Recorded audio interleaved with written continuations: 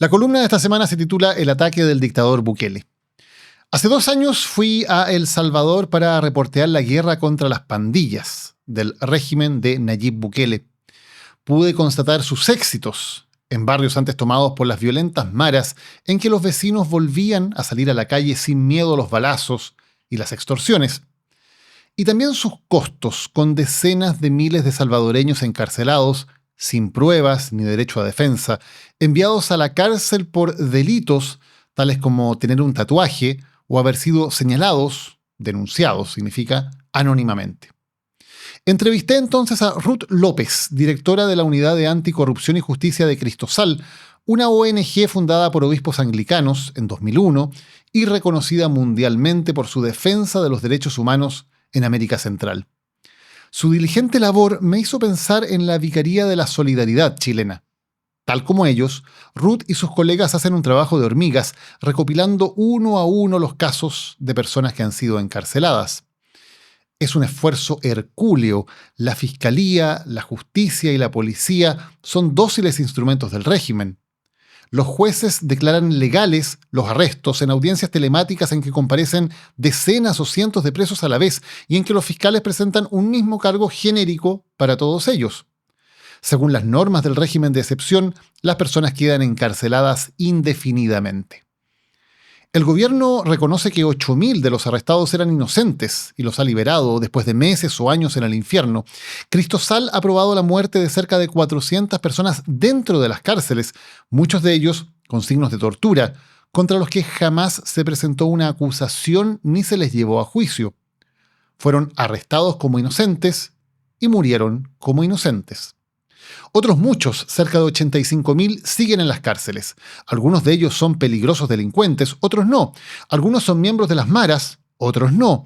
En El Salvador de Bukele eso es irrelevante. Si el régimen decide que vayas a la cárcel, estarás en la cárcel hasta que el régimen decida sacarte o hasta que la muerte se encargue.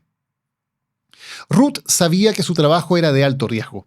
Sabía que ella misma estaba en peligro de convertirse en otro de esos miles de casos que documentaba, pero confiaba, según me dijo ese día en su oficina de San Salvador, que el prestigio internacional de Cristosal podía protegerla, a ella y a su equipo. Así fue hasta ahora.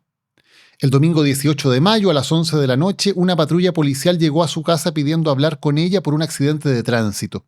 Era un engaño. Cuando salió, la arrestaron.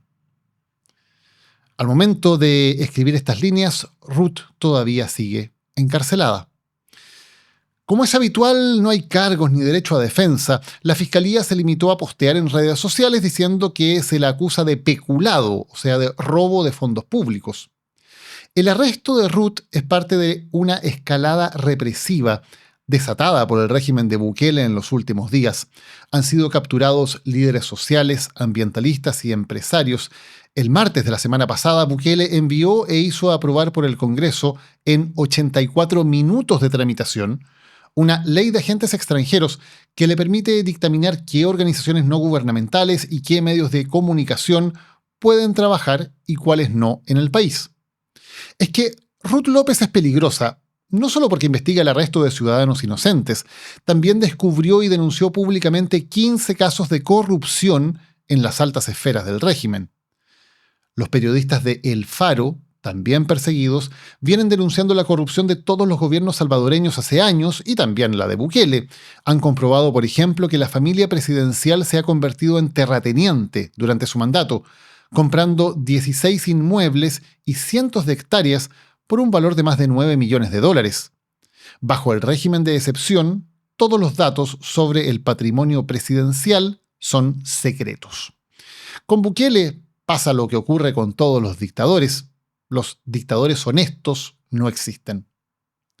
Pero, un momento, ¿cómo es posible que se llame dictador a Bukele si es muy popular entre los salvadoreños y en el resto del mundo también? La democracia es el gobierno del pueblo, por lo tanto, si alguien ejerce el poder con el consentimiento mayoritario de ese pueblo, ¿sería un gobernante democrático o no? Rotundamente, no. En una democracia liberal, la mayoría gobierna, pero respetando fronteras claras. Su poder es limitado, existe separación de poderes y los derechos ciudadanos están garantizados, sin importar que la mayoría quiera violarlos.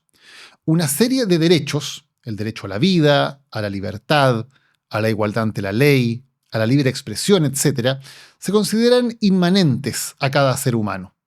No son objeto de votación y ninguna mayoría los puede conculcar. Por lo tanto, cuando Bukele arresta a miles de personas sin cargos ni derecho a defensa, está actuando como un dictador, y lo es aún si la mayoría de sus compatriotas apoyara esas medidas. Lo mismo ocurre con el respeto a los límites del poder. Si un líder, apoyado por la mayoría del pueblo, viola la separación de poderes, usurpa las funciones del Congreso o de los tribunales y se perpetúa ilegalmente en el poder, entonces se convierte en un dictador. Un dictador popular, al menos por ahora, pero un dictador de todos modos. Y así lo hizo Bukele al destruir todos los límites a su poder y reelegirse para un segundo periodo, violando la prohibición explícita de la Constitución. Bukele se jacta de liderar la primera democracia de partido único del mundo y de ser un dictador cool. Pero sus acciones demuestran que es un dictador como cualquier otro.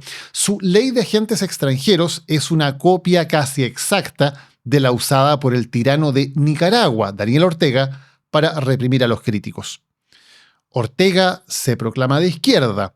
Bukele es idolatrado por la derecha. Da lo mismo, los dictadores son todos iguales. Sus métodos y sus ambiciones son idénticas. Concentrar el poder total, reprimir a los críticos, enriquecerse y perpetuarse en el mando. Para ello usan la popularidad de la que pueden gozar al principio de sus mandatos, pero en algún momento esa tiranía de la mayoría se convierte en tiranía de la minoría. Cuando el líder pierde apoyo, ya es demasiado tarde para desalojarlo de ese poder total. Cool o no, el dictador ya ha silenciado a todos los que se le opongan. Es la historia de las dictaduras que El Salvador nos vuelve a recordar en estos días.